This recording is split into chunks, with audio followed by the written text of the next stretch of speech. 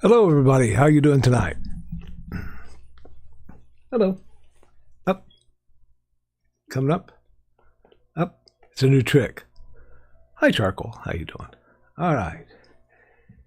We learn. We remember. Don't we, Charcoal? Yeah. All right. Last week, we were talking about memory, and we want to continue on with that conversation tonight. So, let's go back a little bit. We talked about how memory has to do with attention, intention, organization, and association. And what we did was we had a little list, a grocery list. And on that grocery list, we made it into a chain.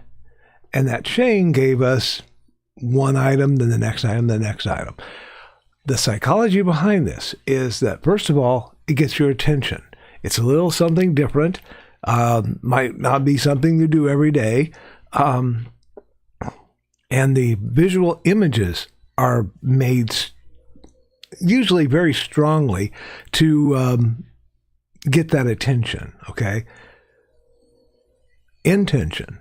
My intention is to remember this grocery list till I get to the store.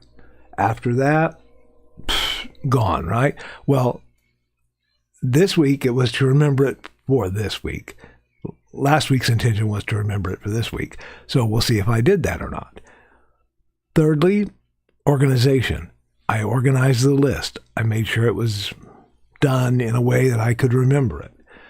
One of the things I did was I separated the creamer, which was one of our items, and milk, because they're so similar that my visual image might have gotten confused. So you'll notice I switched those a little bit. There's method behind the madness. Okay, and then association. We associated one item to the next item to the next. Okay, let me know in the chat if that's making sense so far. We had our little grocery list, and we were going to try to remember it for this week. Donna wrote it down. Thank goodness for my sweet wife, Donna, in the other room. She wrote it down to make sure that she could check on me, okay? It's all right. I usually have her do this when I do this in a public talk, and I have her write these items down on a chalkboard or a whiteboard behind me. So I don't get to see them written down, and I don't get the tactile sensation of actually writing them.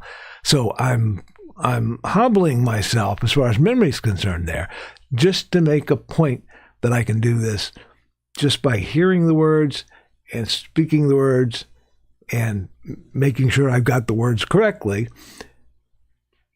without those other cues. Okay? Thank you. Thank you, Joe. He says we're doing well so far. Okay, so let's go back to our grocery list. Well, I shop at Meijer, so I associated the first item to the front of the store. I drive in, I step out of my car, and I step into creamer, coffee creamer. It's all over the parking lot. It's getting all over my shoes. I'm hoping I don't drag it back into my car later. I hope I don't drag it into the store. Coffee creamer. Hello, Trey. She's just entered the chat. So, coffee creamer is our first item.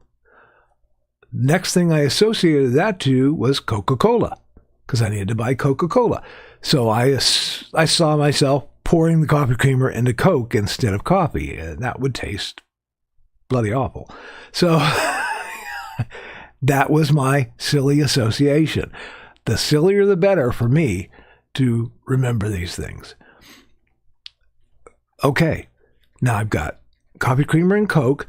The next thing was Coke that came out of a cow as I was milking it, and fizzing in the bucket and bubbles, and the cow's not very happy about this. So milk is my next item. Milk that I poured onto a bowl full of granola bars. So granola bars. I also found granola bars in my bag of Tostitos, which I was very upset about because I wanted Tostitos. Tostitos is the next item. Tostitos that I took to the party, and the host didn't have any dip, but they offered me orange juice to dip the chips in. So juice was our next item. Did I get all those right, Donna? Or anybody else? Please let me know if I made any mistakes. I think that's it. And as I said, my intention normally would be, I remember this at the store, I get the items, and then I go home. I forget the list after that. If my intention is to remember it like this, I have to practice it a couple times during the week. In this case, I practiced it about 3 or 4 times just to make sure I got it. Oh, Donna says I got it correct. Great. So that's where the intention comes in. So I got my own attention by making silly images. My intention made sure that I did a couple practice sessions, going through this list in my head to make sure I kept it. The organization, like I say, I had to move milk and coffee creamer away from each other because they were too similar in my head, and they wouldn't make a good association. So I put the Coca-Cola in the middle to organize it somewhat so I could remember it better. And then the association we did with the mental images. Okay? So there we go. We had another thing we were going to try and remember too. Not only did I show the chain method of chaining like we just did, but we also talked about the method of loci. And that is putting things in a place that you know well so that you can take a mental tour of that place and come up with the items that are there. So on our front door, I saw a big picture of a pyramid. That pyramid is the Great Pyramid of Giza. Hello, Dan. He's just joined us in the chat. So as I'm looking at my front door, Great Pyramid of Giza. I open my front door. I walk into my foyer, wherever you pictured in your list, whatever your next room is that you'd see. Mine is a foyer, and I saw stuff hanging from the ceiling, vines and stuff, to make me think of a hanging garden. And where was that hanging garden? Well, I looked down, and on the lawn that's in my foyer now is a little baby. And that reminded me, oh, this is a hanging garden of Babylon. Baby lawn. See how these crazy things work. Okay, next I turn left and I walk into our living room. And in our living room is a great temple. Whatever temple means to you, you picture however you like. And I saw a lot of art at the temple. And so that reminded me that this is the Temple of Artemis. And it happens to be in Ephesus. Okay? The next thing is in our dining room, the statue of Zeus at Olympia. I pictured a big statue of Zeus, and he's actually alive, and he's throwing lightning bolts all over the place. So that was my image for that. Next, I walked into our kitchen. And our kitchen, we have this rolling cart. And on that, I pictured a sarcophagus. And that reminded me that this is the mausoleum. Now, something I didn't have you do, but I did in my own head, is I pictured holly around in a wreath on the sarcophagus, on the casket. Holly. And then a car came by in our in our kitchen. I don't know how it got there. It was a little car. Drove by and said, "Oh, that's nasty." And that reminded me that the mausoleum is in a place called Halicarnassus. Okay? So see, you can add things to these as you go along.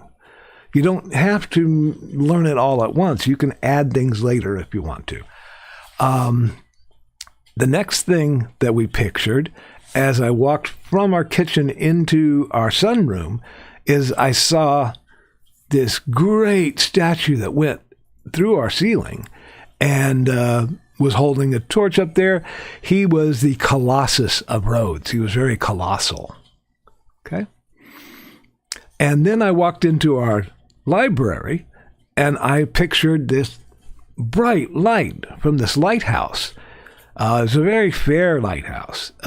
You can either think fair, beautiful, or fair like it's got balanced scales on top. You know, if that's whatever you picture as fair, because it was in Pharos, or of Pharos. It's a lighthouse of Pharos. It was actually in Alexandria. Okay. Let me see. Oh, I actually have that in a slide here. So yes, each of these, boom, boom, boom, boom, right down the line. Oh, thank you, Dave. Glad to have you here. So if you use the method of loci and you put things in a place, you can memorize these things in this order. And these are actually the order in which they were built. Sadly, only the Great Pyramid of Giza actually still exists. All the rest of this stuff has been torn down or lost to history. But this allows you to, memorize this list and be able to go through it. If you had a history class or something, you've got it made now. Now, I didn't tell you this on purpose. It's you've just learned a very useful tool for learning a foreign language. Okay, if I let's say the Spanish word for eggs is huevos. Okay, and if you wanted to remember that, you could picture eggs floating in the ocean on the waves. And the waves, the eggs are getting seasick. They have a little face on them. They're going, oh, wave, os, eggs. Okay. You've just made that association. Like I say, first of all, it gets your attention. Second of all, it looks at your intention. Now, my intention in learning Spanish was to learn it for the rest of my life. So I don't need that memory, that image anymore in my head. I know huevos,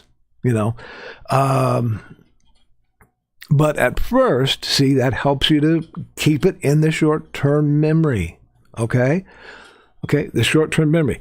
The organization that you're doing, organizing the image, helps to move it to more long-term. And the association between the two in the silly image will also help to bring it to the long-term memory so that it's something you can remember for the rest of your life if you want. If you don't want to, if you just want to learn phrases out of a phrase book for like a 2-week tour somewhere, you can use that as well. But it's all in your intention. Okay? Okay. I've also taught you something else you may not realize.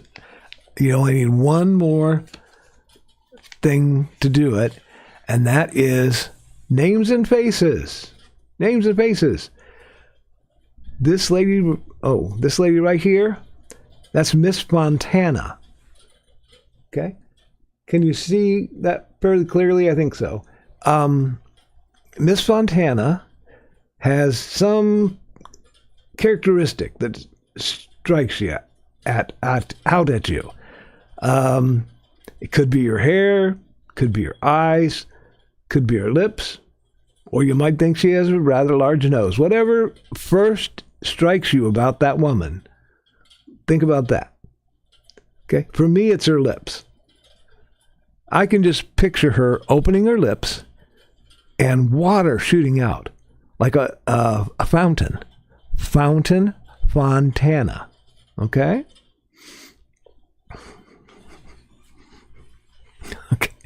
I know. We're making fun of people. Don't tell them that what image you use to remember them by, okay? That's a okay. Ooh, sorry. This guy here next to her, boy, I'm really confused by the camera switching me around here. This is Mr. Segaris. Do you see anything about him? It's kind of hard to see in this old book. Well, I think Mr. Segaris has very prominent droops under his eyes. You can even see that well in that picture. There we go. He has bags. He also has a distinctive chin. Segaris sounds like cigars to me. Don't know why. So I would picture myself trying to stick a cigar underneath the bags of his eyes and see if it would hold my cigar. Oh, I do both eyes, though, because cigaras is plural, right? So that's how I would remember him. What was the lady's name? Type it in the chat if you remember. I won't ask you to type Mr. Segaris because it's like Tsagaras.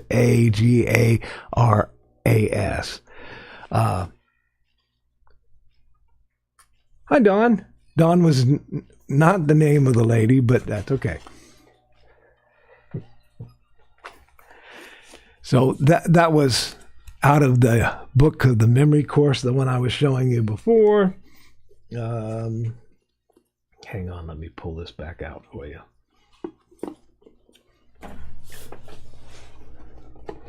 This was the $150 memory course. Yeah. I saved you $150 tonight. Now, I had told the story about, oh, good, thank you, Dan. Fontana is her name. I think I told you the story about how I used to go around at parties at college and memorize people's names. And then I would, as I was leaving, call everybody by name. And people were amazed by that. And then when I remembered people's names at Radio Shack, that helped me a lot when I worked there, because people came in looking for me because, hey, that guy remembered my name. He considers me important. Something I had forgotten to mention was that one time I went to a conference on memory, and I thought to myself, okay, I've seen these guys on The Tonight Show and other shows. They'll meet the audience beforehand. They'll introduce themselves one by one to people, and then they would call out people's names and have them stand up, and, they would remember the whole audience. I thought, I'm going to try that with this because it's going to be a small group, right? I was shocked. There were about 100 people at this at this speech I was going to give, and I'm like, oh, great. I'm going to embarrass myself horribly.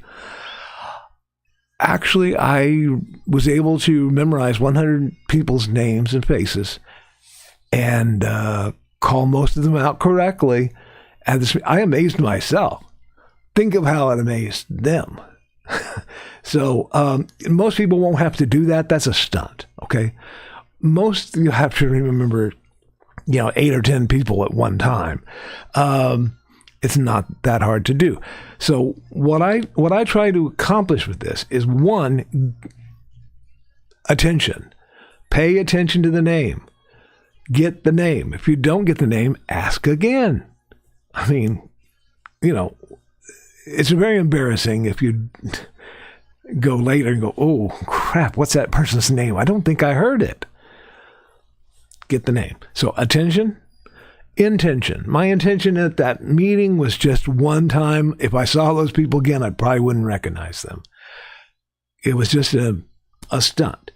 But if your intention is to remember people for a longer period of time, you might want to go around and, meet everybody again, Is it Greg, right? Okay, gotcha. Organization. I try to organize it in a way that I'm not trying to do two people at once. That's not a very organized method of doing this. If you can, focus on one person, get the name, make the association to the face, and then move to the next person. And it is associative because you're now associating that person's face with the name. Now, if I pulled out Mr. Sagatis and Miss Fontana again next week, would we remember? Probably not. Our intention was just to do a little stunt and whatever. But if it was somebody that you did want to remember, use that intention for the right stuff. Okay. So see, we learned more last time than we wanted to. We learned more than we thought we did. Okay. And something I like to do sometimes is when Donna and I do the list, I will also say, because, I'll ask the person, what's your name? Okay, your name's Greg? Okay. Later then I can say, okay, granola. That's the one that Greg gave me. Or in this case, that's the one that Foxy gave me. Okay. Tostitos is the one that Dawn gave me. Yeah, well, you can elaborate on these. They don't have to be just, okay, I've learned a list by a chain and that's all I can do. You can elaborate on it as you go. Experiment. Try it. Try it with something you have to remember in the next week or so and see how that does. The hardest part, and I will probably take the rest of the time talking about this. The hardest part for me anyway is coming up with numbers, remembering numbers. And I struggled with this for a long time. There was a method that they taught you. They said, oh, hey, why don't you use these sounds? Where am I here? Can you see this on the page? Probably not. There are these sounds that you can use and make each number into a sound. And then you can make words out of those sounds. And I was like, yeah, not going to happen. That's too confusing. Okay. By the way, if you really want to see this close up, shape up your memory on lulu.com. Okay. Promo over. Anyway, and I thought, no, that's stupid. I'm not going to do that. I will look at other methods. And I looked at other methods, some that were not so great, some that made rhymes. One is a bun, two is a shoe, but you couldn't go too far with that. Okay. By the time you get to 22, what are you going to rhyme that with? Plenty shoe? It got silly. So I thought, okay, I'll look more. I looked and looked. I think I spent about 3.5 years in memory studies. And during that 3.5 years, I was still running into people saying, use the sounds. Use the sounds. Okay? Oh, okay. Thank you, Dan. Yes, if I move my microphone or hit it, I'd make a guitar sound. Oh. There you go.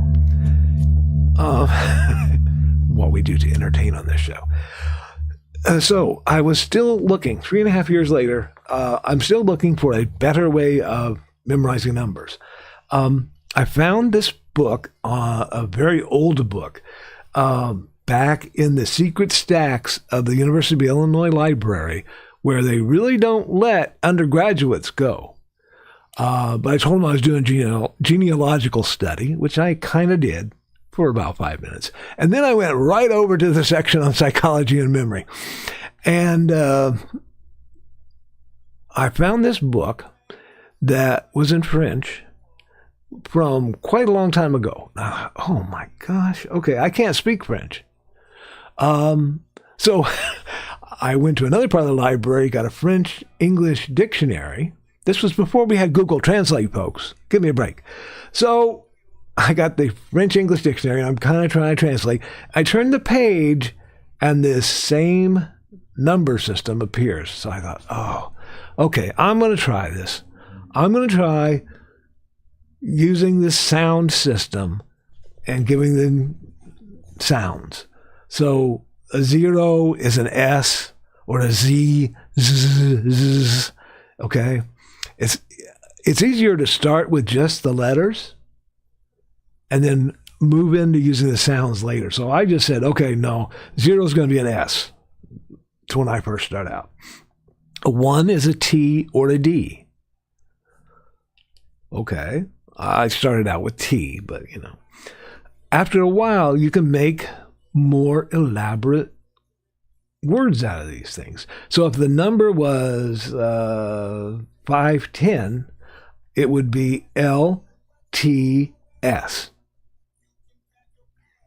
Lots. Or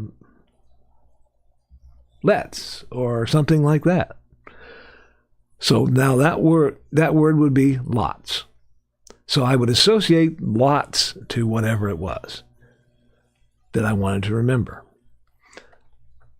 Sounds silly, sounds crazy, but it works, folks. I was at a place that had job numbers, and all the job numbers started with the first 2 numbers, so I didn't even have to mess with those, okay? It was all like 20 and then a 4-digit number that differentiated the job. The 20 was on almost all the jobs we did, so don't have to worry about that. So I started memorizing the job numbers. And I would do it with 2 and 2. There were 4 numbers I would do.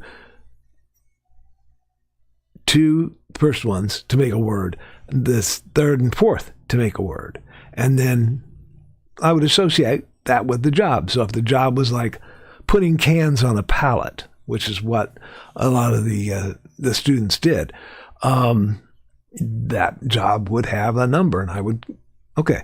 So we would sit every night and do our paperwork, and the gal that I worked with, who'd been there probably 4 or 5 years before I got there. She'd been there a long time. She was looking up the numbers on this chart she had. And I was sitting there writing them out. And our boss came by and said, well, why aren't you looking at the chart? And I said, I don't need to look at the chart. I know the job number for cans is 5276. She's like, what? Yeah, I memorized some of the job numbers of the jobs we do a lot, and that's what the number is. And she asked me what another one was, and I said, well, that number is, and I'd give her the job number. When the time came for raises, do you think the lazy gal that had to look them up every day for 6 years got a raise? No, she didn't. I got a raise, though. So... yeah. She was sore about that for a long time. The gal that didn't get the raise. But hey, what can you do? I had a friend who said, hey, they're hiring down at the post office. You wanna go look at the jobs? And I'm like, oh, we could look at those jobs. And I looked at the thing and it said something about memory for zip codes. I thought, it would be interesting if I memorized like 100 Illinois zip codes and just went down there and just recited those for the examiner and see what they said. To this day, I remember a lot of those zip codes, and he would test me. We shared a parking lot between the 2 jobs we had, and he would yell, he would yell a city. What's Westville? And I'd say 61833. Boom. Actually, it's 3-6, but yeah, well, anyway, the whole thing was, I remember those zip codes for several years after that, and still to this day, I can remember quite a few of them. It's powerful. So don't overlook that as a memory option for numbers. Oh, hello. We've got a couple new people who came in here. Dave says if he handwrites numbers, he remembers them. Yes, that is another part of memory we talked about. You know, sight, sound, tactile. It really all does help. That's why when I do that demonstration, I have Donna write that just to kind of hamper myself somewhat. So the people are more amazed, like, well, how did he do that? He didn't even write it down. Yeah. Dan says, I can remember numbers in groups of 4 or 3, which make phone numbers logical, if not easy. The reason was that I did a lot of forms, which involved writing down numbers in the same 4-digit number multiple times. Yes, very good. Do you know why phone numbers are usually only 8 numbers? I mean, you have an area code now, but they're only 7 because studies have shown that people can remember what they say 5 plus or minus 2. That's how your short-term memory works. It can hold 5 to 7 numbers in your head at one time, just in short-term memory. So you can repeat it to yourself. That's why phone numbers are 7 digits. It was something that was easy to remember. They did some studies to figure it out. Amazing science, to quote Thomas Dolby. So yeah, that is why those phone numbers got to be like that. And yes, I just found that this was very fascinating, and for a system of remembering numbers that I did not like when I first saw it, and I worked for 3.5 years to find a better way and to ignore that system, it's a system I use today. So yeah, try things out. Don't be shy. Give it a shot. You never know. Okay, that is probably all I wanted to talk about tonight. It's going to be a short show. Wow, I went through this fast. This is usually like a 3-night course. So you guys are just too sharp, I tell you. Oh, one more thing I'll tell you about, though. Okay.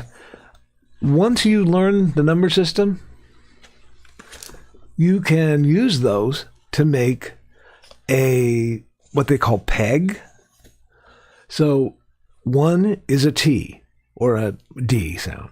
But if you say, okay, I'm going to pick tie, a necktie, as my peg to remember things.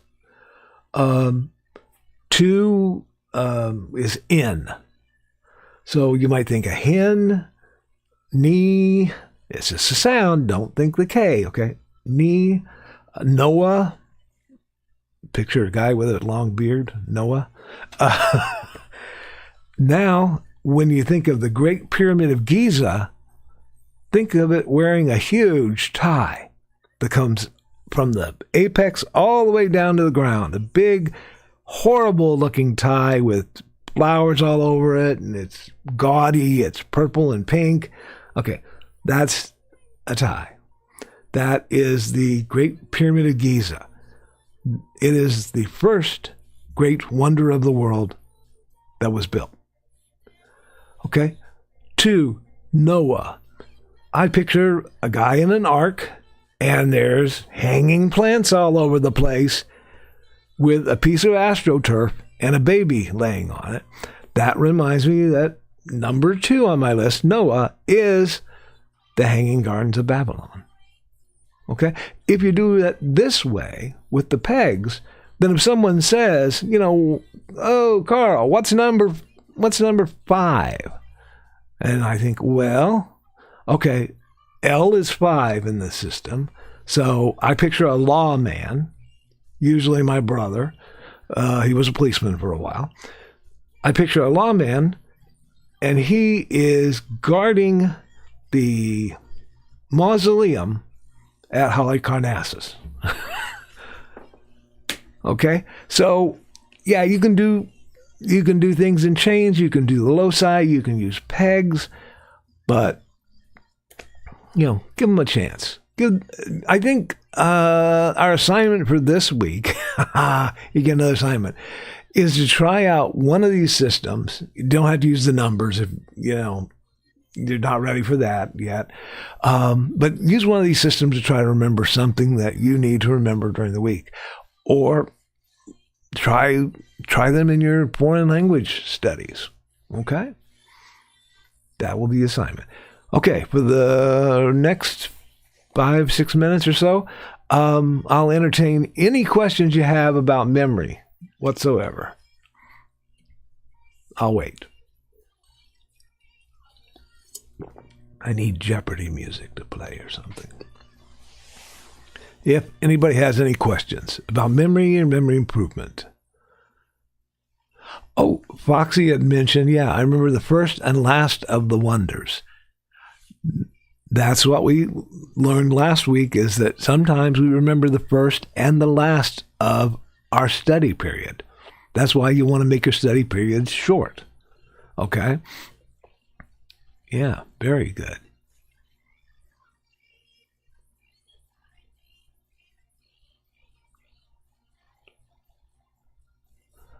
Oh, I think I mentioned last time, but I'll mention again while we're waiting to see if anybody has any questions. The chain method we had of remembering our grocery list can also work backwards. If you're thinking, oh man, I know I had juice down on the list, but what else did I have? Juice. Oh, I dipped the Tostitos in it. The Tostitos that actually the bag was filled with granola bars. The granola bars that I poured milk over. The milk that came out of the cow. No, the Coke came out of the cow. So milk reminded me of Coke. And then Coke reminded me of, coffee creamer in my Coke. So even if you remember one item in that chain, because it's a chain, you can work your way backward or forward in the list. Foxy says, our long-term memory is fairly good, but my short-term memory isn't at all. Okay, this will help you a lot, because in doing these kinds of things, you are using the attention, you're grabbing your attention, you're putting it down, you're using your intention to remember it to long-term, you're organizing it, and you're associating it. Another thing that I've seen people do is they'll say, I don't remember where I put my keys. And if you don't have a particular place you always put your keys, let's say you have to run to the washroom as soon as you get in the house and you can't put your keys in the regular place, and you put them down on the kitchen counter. One of the things you want to do is picture yourself slamming them down on the kitchen counter, and you damage the counter, and you're going to hear about that. Oh, you're going to be in trouble about that later. I wonder what my wife's going to say because I just messed up the counter with these keys. Really damage that counter in your mind. In your mind, don't do it in real life. But that next time you think, where did I put the key? I put them on the kitchen counter, of course. The exaggeration of it will help you. And that will move that into long-term memory if needed, or it will at least better the short-term memory as you do these things. Dan says, it's the reason you remember pets you named easier than remembering the pets your spouse named, because it becomes more personal. Yeah, somewhat, I think. I think it does. Because in those little exercises we did with Miss Fontana and Mr. Segaris, I came up with those images. Okay, if you tried those same images I did, you may not be able to remember that person because it's not what you noticed first about the face, and it's not the word that you came up with for their name. So, yeah, your processing on making that and making that association will help you remember better. I have problems remembering to call Strips, our cat Strip, because Donna named him, and I would have called him Stripe or something like that. So sometimes I call him Strippy Stripe. That is a way that I'm trying to meld those two together. So yeah, I call him Strippy Stripe to remind me, oh, he's Strip. Okay. Don't call him Stripe. You won't like that. All right, very good. Well, if nobody has any other questions about it, I think we'll call it for the night. And next week we will be open again to questions, okay? I'm always open to questions about what we already talked about. But we'll go on to a different topic.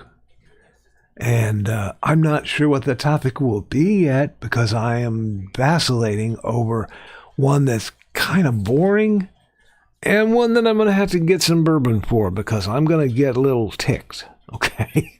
And I think I know what you guys will pick. Yeah, let's hear the rant. But anyway, that's for another day. Thank you all for coming tonight. I really appreciate it. Want everybody to have a nice evening. And bye for this week.